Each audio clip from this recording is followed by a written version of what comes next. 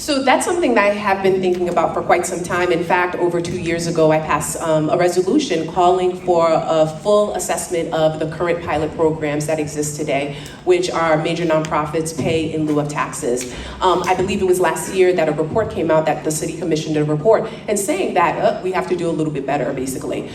We need to hold our nonprofits accountable. If it's not mission driven, if that property, that land that they're using is not mission driven, they should be taxed. Also, they can do a lot more in terms of investing in our communities. I talked earlier about some of the programs that they have, and they reach out to the community because they want the community to participate. But who does it serve? We can't play guinea pigs, right? The community also has to see some real investment. So if you want our kids to participate in your summer programs, then we need to see how that impacts student learning, impacts student outcome. So it's about holding them accountable. I actually had an opportunity to speak with a legislator in Connecticut and to talk about the model at Yale University. And what Yale University saw was that, you know what, if we don't make an investment, it actually hurts us as an institution, because people are paying, to send their kids to an Ivy League, and we want to make sure that they're coming into a city that's thriving, that's safe, etc.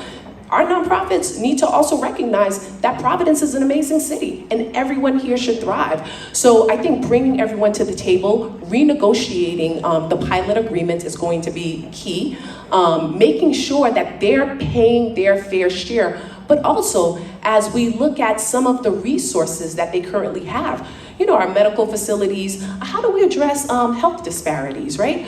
The pandemic, the issues that occurred during the pandemic, they're not new.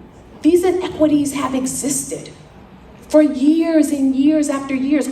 All the pandemic did was illuminate the disparities that have already existed throughout history. And the communities that have been historically disfranchised are communities that look like many of you here in this room.